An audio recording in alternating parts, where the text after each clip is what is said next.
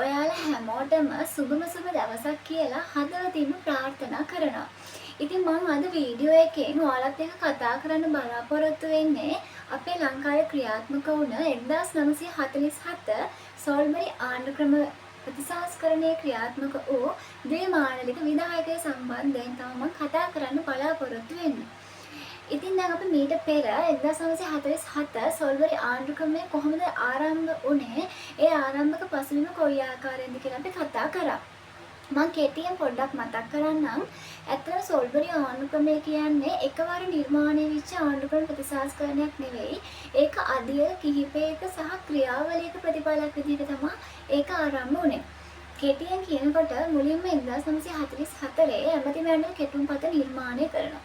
ඊට පස්සේ සෝල්බරි කොමිසමක් නැවත අපේ ලංකාවට ඇවිල්ලා 1946 ලංකා ආණ්ඩුක්‍රම රාජ ආඥාව නිර්මාණය කරනවා. මේ ඒ පළවෙනි ව්‍යවස්ථාව. නමුත් එතකොට අපිට නිදහස ලැබිලා නැහැනේ. ඒ නිසා 1947 දී අපිට නිදහස ලබා දෙනවා. ඊට පස්සේ මේක සංශෝධනය කරනවා. එය 1947 ලංකා ආණ්ඩුක්‍රම සංශෝධිත රාජ ආඥාව බවට පත් වෙනවා.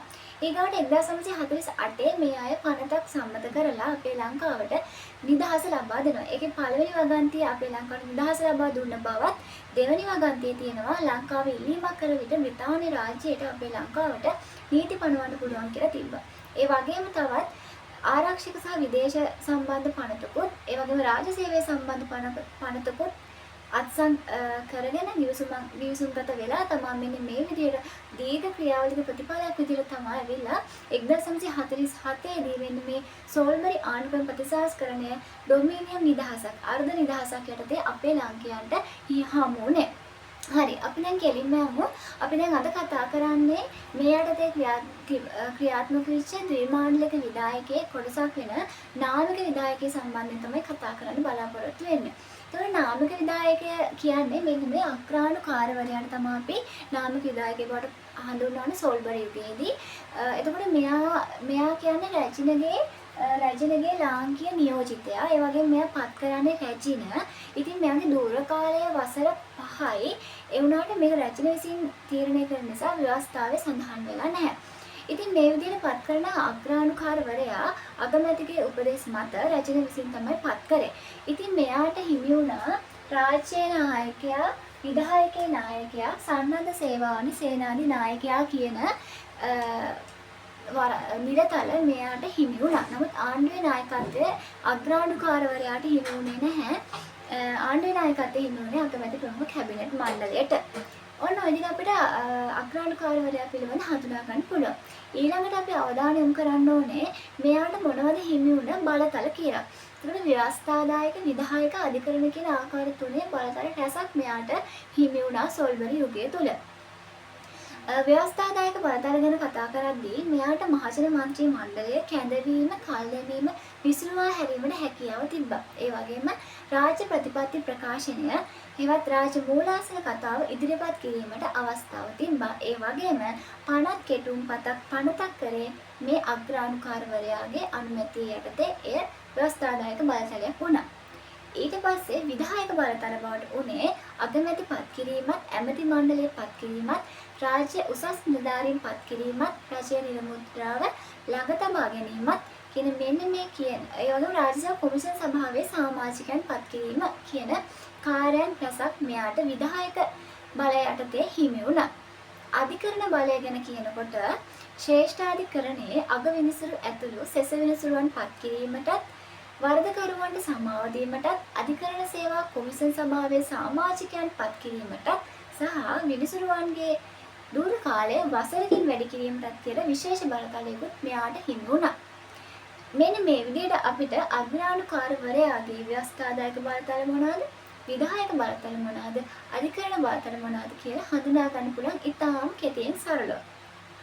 ඉතින් මේ කියන කරුණු දැන් ඔයාලට විභාගයේ ප්‍රශ්නයක් ආවොත් මේ සම්බන්ධව නාමික විධායක කියන්නේ ද්විමාණික විධායක සම්බන්ධ ඒ ආශ්‍රයෙන් ප්‍රශ්නයක් ආවොත් පිළිතුරු ලියන්න ඕනේ පිළිවෙලටම තමයි මම කරුණු කියන්නේ. ඉතින් කරුණු ඔයාලා පෑන අරන් කොලයක සටහන් කරගන්න. එතකොට ඔයාලට ලේසි වෙයි. මොකද පාඩම් කරන්නත් ලේසි. 아무තෙන්ම අනුපිළිවෙලක් හදන්න ඕනේ පාඩම් කරන්න. ඉතින් මේ විදිහට පාඩම් කරොත් හරියම සරලව ඔයාලට ප්‍රශ්නයකට පිළිතුරු ලියා ගන්න හැකියාව තියෙනවා. ඉතින් අපි ඊගාට කතා කරන්න ඕනේ දැන් මේකේ අපි අග්‍රාණුකාරවගේ බලතල කතා කරානේ. ඒ වගේම තමයි මේ දැන් අපේ ලංකාවේ අග්‍රාණුකාරවරු 4 දෙනෙක් හිටියා. ඇත්තටම ඒ කාලේ බ්‍රිතාන්‍ය රැජිනට හිමි වෙච්ච ගෞරවයවත් මෙන්න මේ අග්‍රාණුකාරවරුන්ට ලාංකිකයන්ගෙන් හිමි වුණේ නැහැ. ඒකට හේතුව උනේ මේ අයට විවිධ චෝදනා එල්ල වුණා මගේ දරුවනේ. අපි බලමු මොනවාද මේ චෝදනා කියලා. දැන් අපේ හිටියා පළවෙනි කෙනා හෙන්රි මේෂන් මුවර්. හෙන්රි මේෂන් මුවර්. මෙයාට එල්ල වෙච්ච චෝදනාව තමයි ඩී.එස්. සේනානායක අගමැති තනතුරට පත් කිරීම සම්බන්ධයෙන් චෝදනාවක් එල්ල වුණා. ඊළඟට හිටියා සෝල්බරි සාමි. මෙයාට ආපු චෝදනාව තමයි ඩඩ්ලි සේනානායක අගමැති බවට පත් කිරීම සම්බන්ධව. ඊගාවට හිටියා ඔලිවර් ගුණතිලක. මෙයාට ආවේ 1959 සිංහල මුස්ලිම් කෝලහාරය සම්බන්ධ චෝදනාවකුත් 1962 රැජිනට එරෙහිව ලියනගේ නඩුව සම්බන්ධ චෝදනාවක් මෙයාට එල්ල වුණා. ඒ වගේම තමයි අවසාන කරන විලියම් ගොපල්ලව මෙයාට ප්‍රසිද්ධියේ චෝදනාවක් සම්බන්ධව එල්ල වෙලා නැහැ. ඉතින් මෙන්න මේ විදිහට විවිධ චෝදනාවන් මෙන්න මේ අපේ ලංකාවේ හිටපු සෝල්බරි යුගයේ හිටපු අග්‍රාණුකාරවරුන්ට එල්ල වුණා. ඉතින් මෙන්න මේ නිසා අර රැජිනට තිබ්බ ගෞරවය මෙයාට හිමි වුණේ නැහැ. ඔන්න ඔය ආකාරයට ඊටාම සරලව අපිට සෝල්බරි යුගයේ ද්විමාණ්ඩලික විධායකයේ නාමික විධායකයේ ස්වරූපය හඳුනා ගන්න පුළුවන්. ඊටාම සරලයි. හරි. අපි දැන් සෝල්බරි ද්විමාණ්ඩලික විධායකයේ කතා කරා නාමික විධායකය කියන්නේ මොකක්ද කියලා. දැන් බලමු අපි සත්‍ය විධායකය කියන්නේ මොකක්ද? ඒකේ ස්වරූපය හරිම සරලව බලමු. සත්‍ය විධායකය හෙවත් දේශපාලන විධායකය බවට පත් උනේ අගමැති ප්‍රමුඛ කැබිනට් මණ්ඩලය.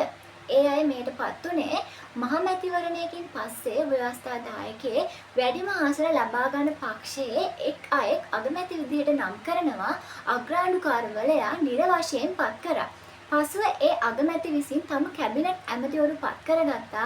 අග්‍රාණුකාරවරයා මේ අය නිල වශයෙන් පත් කරා. ඔන්න ඔය ආකාරයට අගමැති ප්‍රමුඛ කැබිනට් මණ්ඩලයේ පත්වීම සිද්ධ වෙනවා. එතකොට දැන් මේ අගමැතිවරයා විසින් කැබිනට් මණ්ඩලය පත් කරනකොට අවධානය යොමු කර යුතු වැදගත් කාරණා ගණනාවක් තියෙනවා. ඒ තමයි අගමැතිවරයා ආරක්ෂක සහ විදේශ ඇමති ධූර තමා සතුව තියාගන්න ඕනේ.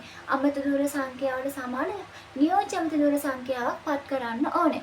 සෙනට් සභාවේ සභිකයන් දෙදෙනෙක්ට ඇමති ධූර ලබා දෙන්න ඕනේ.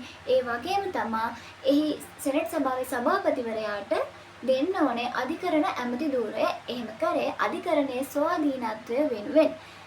හරි. මේ විදිහට අපිට අගමැති කැබිනට් මණ්ඩලය පත් කරනකොට අවධානය යොමු කරන්න ඕනි වැදගත් කාරණා හඳුනා ගන්න පුළුවන්.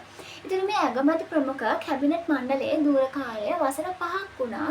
ඒ වගේම තමයි මේ කැබිනට් මණ්ඩලය කියන්නේ අගමැති ප්‍රමුඛ කැබිනට් මණ්ඩලය ව්‍යවස්ථාදායකයන් සාමූහිකව වග කියන්න ඕනේ. එහෙම වග කියන්නේ නැත්නම් විශ්වාස භංග යෝජනාවක් සම්මත කිරීමෙනුත් රාජ්‍ය ප්‍රතිපත්ති ප්‍රකාශනයේ පරාජය කිරීම. හෙවත් රාජාසන කතාව පරාජය කිරීමෙනුත් අයවැය ලේඛන එහෙමත් නැත්නම් විසර්ජන පනත් කෙටුම්පත පරාජය කිරීමෙන් මේ අය විසිරුවා හරින්න පුළුවන්, ගෙදර යවන්න පුළුවන්.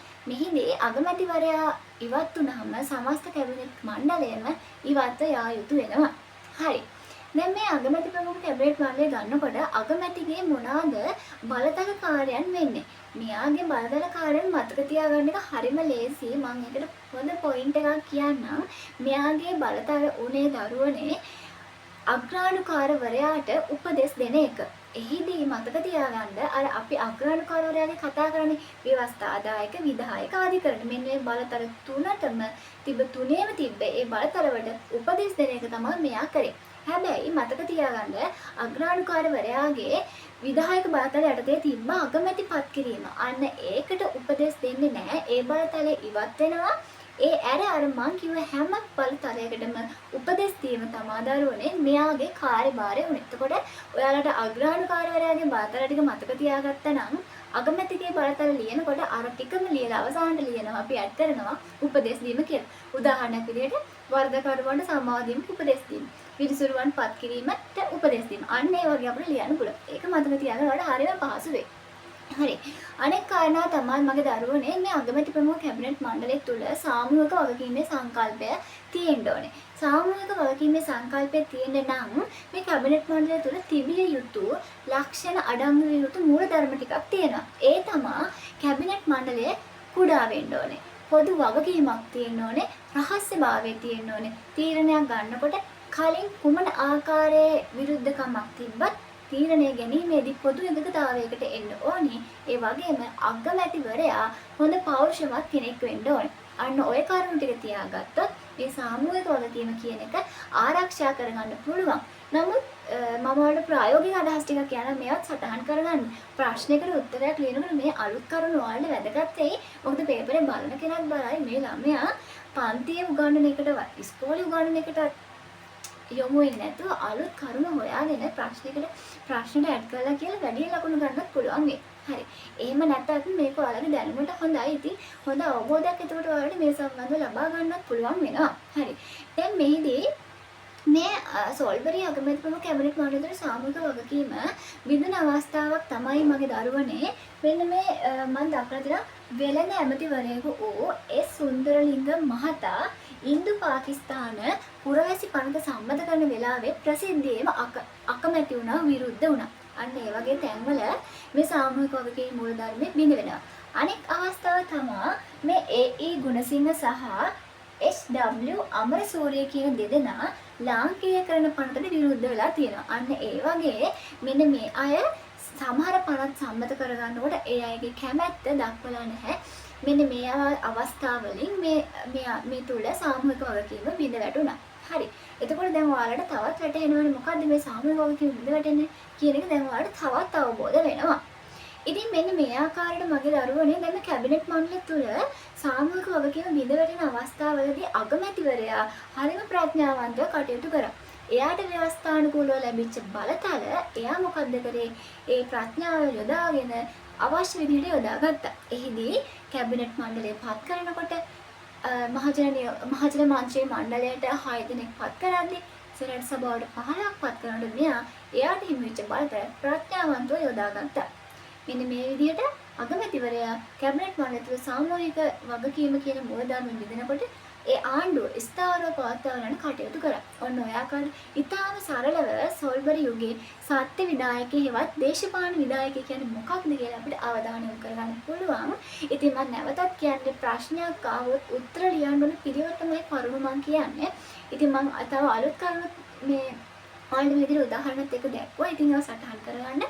මම ඉතින් ප්‍රාර්ථනා කරන්නේ හැමදාම වගේ මේ වීඩියෝ එක බලලා ඔයා කරුණු සටහන් කරගෙන ඒවා පාඩම් කරාම එක්සෑම් එකකට මේ ප්‍රශ්නේ ආවොත් පිළිතුරු ලියලා දේශපාලන විද්‍යාවට ඒකක්ම ගන්න ලැබේවා කියලා හදවතින්ම ප්‍රාර්ථනා කරනවා. හරි මම අදට නවත්තනවා. අපි තවත් වීඩියෝ එකකින් ආයෙත් හමු වෙමු.